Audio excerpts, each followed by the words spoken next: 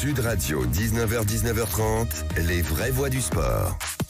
C'est parti pour une belle page sport et pour un bon week-end qui nous attend. Vous aimez le football évidemment et vous aimez le football féminin. Grand rendez-vous ce samedi à 16h, la finale de la Coupe de France. C'est The Classique.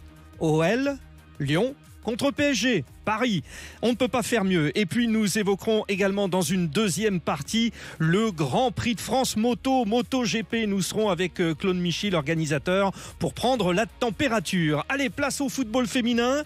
Et nous recevons l'une des références dans le domaine. Elle est membre du comité directeur de la Fédération française de football, ancienne internationale, consultante de talent chez nos amis de Canal+, Aline Riera. Bonjour Aline. Bonjour Fred et bonjour à tous. Alors, c'est le grand rendez-vous de la Coupe de France. On va dire, comment on le prend ? C'est encore OL-PSG ou c'est chouette, c'est OL-PSG ?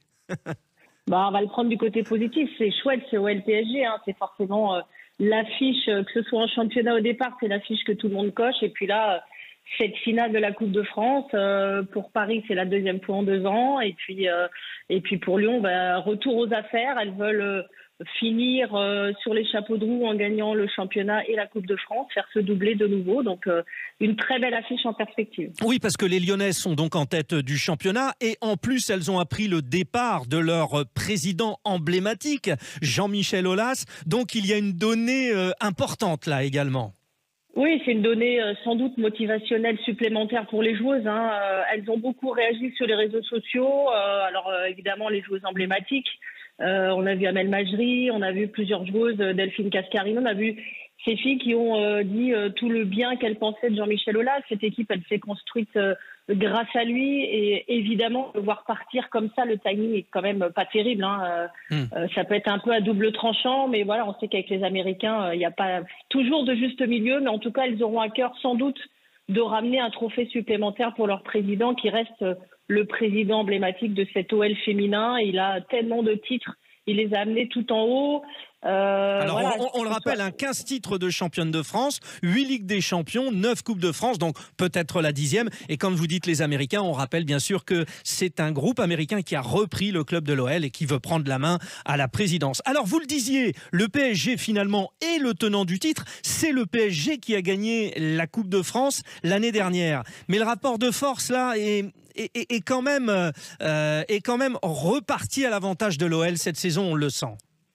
Oui, sur le championnat pour l'instant, même si les Lyonnaises ont perdu à domicile contre le Paris Saint-Germain au match aller, il ne faut pas l'oublier. Oui. Et surtout que ces deux équipes vont se rencontrer sur les 2 week-ends prochains. Le premier, ce samedi en finale de la Coupe de France à Orléans, et le week-end prochain, le dimanche, au Parc des Princes, ce sera le match retour PSG-OL, obligation pour les Parisiennes de gagner. Donc évidemment, pour l'instant en championnat, les Lyonnaises ont leur destin en main, elles savent faire.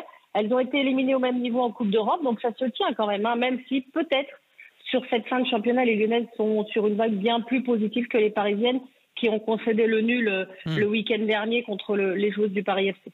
Bon, on le sent bien, il y a un match en jeu, une belle affiche. Alors, on l'a dit, samedi 16h, bon c'est en direct chez nos amis de France Télévisions, sur beIN Sport également, mais c'est au stade de la Source à Orléans. Alors on n'a rien contre nos amis orléanais, mais 8000 places, c'est sold out, c'est complet déjà évidemment, mais on peut imaginer qu'on aurait pu faire 15 000 sans problème. C'est pas un peu un manque d'ambition quand même, Aline Riera, seulement dans ce stade de la Source à Orléans ?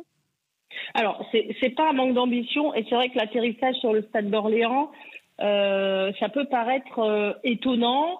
L'année dernière, on était à Dijon, le stade n'était pas plein, l'affiche n'était pas la même non plus, mais le stade n'était pas plein. Et donc, on a travaillé avec un appel d'offres sur différents stades. Il y a eu 5 stades qui étaient prévus au départ. Et puis, vous savez que le championnat n'est pas fini. Certains avaient des manifestations. Donc, petit à petit, les chances, ça s'est joué en dernière minute avec l'Estac et avec Orléans. Et puis, l'Estac avait un match hyper important et ensuite un concert de prévu. Donc la pelouse n'aurait pas été suffisamment bonne pour recevoir cette finale. Donc voilà, Orléans, ils savent faire. Ils ont reçu l'équipe de France il n'y a pas très longtemps. Ce sera plein, ce sera un stade. Ils ont fait beaucoup de manifestations le matin. Il y aura un plateau de jeunes joueuses. Donc ils ont mis les petits plats dans les grands pour recevoir cette finale dans les meilleures conditions. Ça, on n'en doute Donc pas, voilà, effectivement. Ça reste sold out très rapide, ça aurait pu remplir plus, mais voilà, ça a été une décision qui a été assez longue à prendre. On attend toujours, on ne peut pas attendre que l'affiche de cette Coupe de France soit prévue pour préparer le stade. Vous doutez bien que cette affiche-là, elle est très porteuse. L'année dernière, elle a été un petit peu moins, mais on est obligé de choisir un stade avant. Alors, Aline Riera, nous le savons tous, vous portez le drapeau du football féminin et en vous entendant, on entend bien que le combat reste à mener. Et d'ailleurs, Hervé Renard, qui est le nouveau sélectionneur de l'équipe de France, a repris donc cette équipe qui était en pleine crise avec la précédente sélectionneuse, Corinne Diacre. 2 victoires sous Hervé Renard. Il disait c'était 9 jours fantastiques, après la victoire notamment contre les championnes olympiques canadiennes. Mais Hervé Renard y est allé tout de suite à fond, à sa manière. C'est-à-dire, c'est pas assez, on n'avait pas assez de spectateurs, 4200 spectateurs dans le stade du Mans. Il y a un combat à faire. On n'a pas aujourd'hui toutes les bases pour permettre de bien développer ce football féminin. Oui, alors évidemment, on est tout le temps sous le poids des comparaisons de nos pays voisins, frontaliers et de l'Angleterre notamment.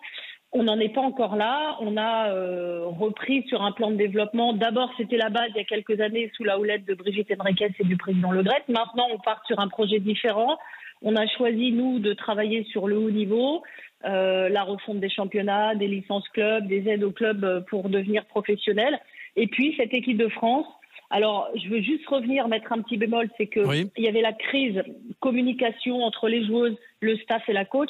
C'était pas une crise de résultats, même si nous n'avons pas gagné de grosses compétitions. Oui, il manquait quand même le petit plus qui permet d'aller gagner des titres, c'est ça. Voilà. Exactement, et c'est sans doute cette relation entraîneur-entraîné, joueuse et sélectionneur qui a posé problème sur ces dernières années. On est sur des résultats en Europe. Enfin, la Coupe du Monde 2019, on aurait dû surfer là-dessus, mais il y a eu le Covid malheureusement derrière, donc on n'a pas pu s'appuyer. Là, on est parti sur un projet différent. On a un coach qui a envie de faire bouger les choses. Alors, il y va pas par 4 chemins, c'est vrai. Oui. Il est médiatique aussi. Les médiatiques, ça aide. Exactement. Ça aide pas mal. Ouais. Il y a eu beaucoup de journalistes, beaucoup plus qu'avant. Donc, on est sur une envie de bien faire. Il a des objectifs chiffrés de résultats sur la Coupe du Monde et sur les Jeux Olympiques. Voilà, le premier stage a eu lieu là. 2 matchs, vous l'avez dit, 2 victoires. Mais quand même, Aline Riera, je vous écoute effectivement, mais les Françaises, à travers l'OL, on l'a dit, palmarès exceptionnel en Ligue des Champions, avaient pris de l'avance quand même sur les clubs allemands, les clubs anglais, même les Espagnols. Et puis les grosses écuries connues chez les garçons, Barcelone, Chelsea, tout ça, ont pris la main. Est-ce que ça veut dire que le travail des clubs de ces pays voisins est plus efficace que nos propres clubs? Alors, moi, je vais vous dire, sur l'élimination, par exemple, en Coupe d'Europe, des 2 clubs français, on a vu qu'il y avait des faits de jeu. On a quand même fait jeu égal très longtemps ça s'est joué à 1 but près. Ça s'est joué à rien du tout. Et aujourd'hui, le pays qui met le plus d'argent sur la table pour les filles, c'est l'Angleterre. Combien d'équipes vous avez en finale de la Champions League aujourd'hui anglaise? Il n'y en a pas. Oui. Donc voilà, aujourd'hui, évidemment qu'ils ont rattrapé le temps sur nous. On a quand même encore dans notre championnat de très bonnes joueuses des étrangères. On a encore des Américaines qui viennent chez nous. Notre championnat tente à progresser. On a une 3e place qualificative pour la Coupe d'Europe. Donc oui, c'est vrai, mais on ne peut pas lutter contre les Anglais qui mettent 200 millions sur la table. Nous, aujourd'hui, on n'a pas cette économie-là, on n'a pas ce fonctionnement-là, ce partenariat. Alors, Et finalement, Aline Riera, ce n'est pas propre au football féminin, parce que, évidemment, le football masculin montre l'exemple, mais d'autres sports que je connais bien, comme par exemple le cyclisme, quand une équipe anglaise met la main sur le haut niveau, elle peut se développer financièrement peut-être plus facilement. Donc, le dernier volet avec vous, Aline Riera, il y a cette fameuse Coupe du Monde qui arrive. Alors, c'est en Océanie, c'est au mois d'août prochain, et pour l'instant, il n'y a pas de diffuseur. C'est vrai, qui, en plein milieu du mois d'août, serait prêt à mettre autant d'argent avec des matchs le matin au mois d'août? Franchement, l'organisateur, la Fédération internationale, la FIFA, n'a pas fait un cadeau au foot féminin que d'organiser en plein mois d'août cette Coupe du Monde. Ouais, c'est exactement ça. Alors les dates ne correspondent pas. Vous faites la même chose au mois de juin. Je pense que les diffuseurs se posent différemment. Il faut pas oublier que le deuxième souci, c'est le décalage horaire. C'est-à-dire que vous allez vous retrouver. Nous, on est quasiment les mieux lotis avec la France et que cette équipe de France va jouer à midi. Oui. C'est le plus tard qu'il peut, mais il y a des matchs qui vont avoir lieu à 8h, à 4h du matin, 2h du matin. Donc c'est extrêmement difficile pour des diffuseurs, notamment les diffuseurs européens, de proposer, de mettre sur la table ce que Gianni Infantino voulait, sans forcément déclasser cette compétition. C'est juste qu'à un moment donné, il faut se mettre face aux réalités économiques. Aussi. Il n'y a pas que les Français, les Anglais, les Allemands, les Espagnols, les Italiens sont dans les mêmes conditions, mêmes soucis. Et que pour l'instant, Gianni Infantino menace de faire écran noir. Alors évidemment qu'il ne va pas le faire parce qu'au niveau de la communication, ce serait extrêmement catastrophique, compliqué. Et qu'aujourd'hui, la FIFA a des réserves exceptionnelles financières et qui peut, je pense, baisser un petit peu en négociant de gré à gré avec les diffuseurs. Mais je ne vois pas cette compétition ne pas être diffusée sur le continent européen. Évidemment, c'est le fameux bras de fer. Merci beaucoup Aline Riera. On vous retrouve sur les antennes de nos amis du groupe Canal+, en tant que consultante. À la manœuvre aussi pour l'avenir du football féminin français qui passe donc ce samedi sur France Télévisions et sur beIN Sport à 16h en direct par la finale de la Coupe de France depuis Orléans, donc entre le Paris Saint-Germain et l'Olympique Lyonnais. Dans un instant, nous parlons du MotoGP, le Grand Prix de France au Mans. À tout de suite. Sud Radio, 19h-19h30, les vraies voix du sport. L'un des gros événements du week-end sportif, ça se passe au Mans sur le circuit Bugatti, le Grand Prix de France MotoGP, oui, avec les stars Zarco, Quartararo, ils seront là et nous sommes avec l'organisateur Claude Michy. Bonjour Claude Michy. Bon. Alors, la fête a commencé déjà en ce vendredi. Depuis ce matin, il y a les qualifications. Vous attendez combien de personnes au Mans ? Écoutez, l'an dernier, on était meilleure affluence mondiale avec en gros 110 000 personnes sur le site. Nous, on donne que les vrais chiffres parce que souvent, certaines manifestations type F1 et autres additionnent le lundi, mardi, mercredi, donc ils ont 300 000 personnes, mais ça existe nulle part.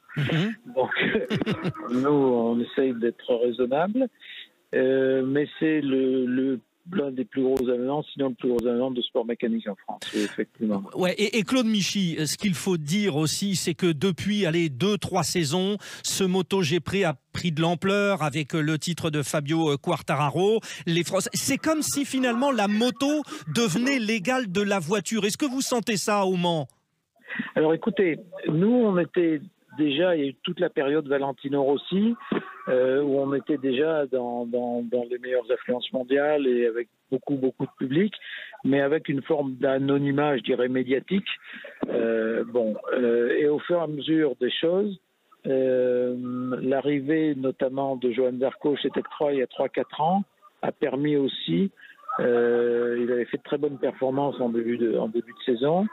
Ensuite, il a été chez KTM, il a quitté KTM, et est arrivé Fabio Quartararo, qui aussi a été performant, une belle révélation, et qui est devenu champion du monde. Et là, ça change tout. Plus la couverture, je crois qu'on peut le dire aussi, de nos confrères de Canal+, qui ont bonifié. Exactement. Tout est concomitant, si vous voulez. Il y a eu une forme de millefeuille, de l'évolution de la qualité du spectacle, du fait de la réglementation. Vous avez, ce matin, il y avait encore 18 pilotes dans la même seconde, donc aux essais de MotoGP. L'arrivée de Canal, tout le travail que fait Dorna qui est fantastique, le circuit du Mans qui est mythique, et un travail, nous, depuis 30 ans, donc, si vous voulez, on a multiplié par 4 le nombre de spectateurs. Donc, c'est un ensemble qui fait que... Allez, maintenant, la moto, c'est l'équivalent de la voiture au Mans. Vous dites que ça ne date pas d'aujourd'hui, mais enfin, peut-être plus que jamais maintenant. Sur des images que nous avons vues, justement, depuis ce matin, on a vu des belles images avec tout un tas de forces de l'ordre à moto, accompagné Johan Zarco, Fabio Quartararo. Il y a eu un défilé. Vous avez mis les petits plats dans les grands, là. Écoutez, on a fait...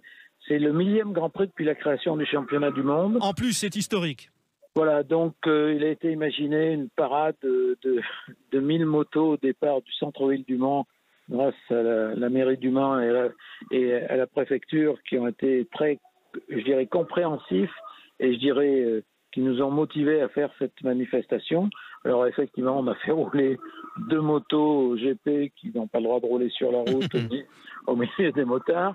Fabio, lui, n'a pas de permis, donc la préfecture a fait un arrêté spécifique. Mais ça s'est très très bien passé. Et il y a eu en plus de très bons moments d'échange, notamment avec les policiers et la gendarmerie. Et donc il y a certains qui ont leur casque dédicacé. Ah oui. Etc.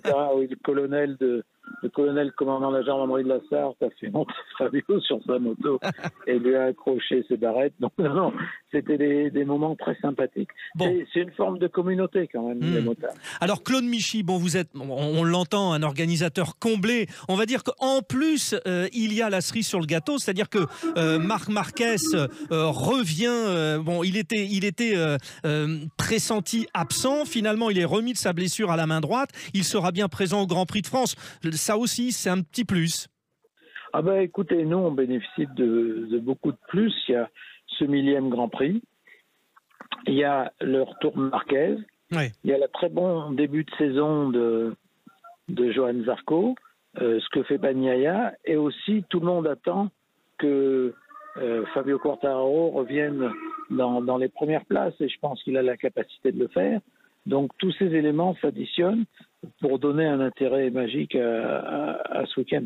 Bon, avant de vous laisser, parce que vous avez évidemment un gros programme, parlez-nous quand même de ce circuit Bugatti du Mans. Ça fait partie du patrimoine français. Est-ce qu'il vit bien, ce circuit, et est-ce que c'est un lieu aujourd'hui qui est à 100% de ce qu'on peut imaginer d'un lieu mythique comme cela? Alors, c'est un lieu mythique. C'est un lieu qui appartient aux collectivités publiques, régions, départements et villes dans un syndicat mixte qui fait tous les investissements nécessaires pour la sécurité, pour l'accueil du public, etc. Et l'Automobile Club de l'Ouest en est l'exploitant et ils ont notamment une direction sportive avec des commissaires, une direction de course qui est certainement les meilleure du monde. Ouais. Et donc, il y a beaucoup de travaux qui ont été faits donc, pour faire évoluer ce circuit. Bon, il y a le centenaire des 24 heures du Mans Auto aussi cette année. Donc, c'est une place forte, si vous voulez. En automobile, vous avez Indianapolis, Monaco, Le Mans. Ouais. Mais Le Mans est devenu une place forte de la moto. Je dirais que très humblement, on a été sacré l'an dernier meilleur organisateur mondial et on est première influence mondiale. Donc le plus dur, c'est de rester au sommet, quoi. Oui, mais ça, vous savez faire, vous, Claude Michy. Votre parcours dans le sport, notamment, le rappelle. Bon, il y a beaucoup de public étranger aussi, justement, présent là. Oui, il y a une quinzaine de pourcents de public étranger, beaucoup de gens de l'ouest de la France, de la région parisienne, mais ça vient quand même d'assez loin. Parce que c'est, si vous voulez, j'allais dire, c'est la grande messe de la moto de l'année, quoi. Bien sûr. Allez, tous au Mans, derrière l'organisateur du Grand Prix de France, qui était notre invité, Claude Michy. On vous libère. Merci, Claude Michy. Profitez, organisez, tenez bien tout cela. C'est tout ce week-end au Mans, dans la Sarthe. Donc, le Grand Prix de France avec nos Français. Alors, qui certes, au niveau du classement général, sont un peu en difficulté, là, au MotoGP 2023. Johan Zarco est 9e et Fabio Quartararo 11e. Mais tout est possible. Allez, c'est terminé pour cette partie sport. Tout de suite, conseil de famille avec Philippe David et on retrouvera après les rugbymen.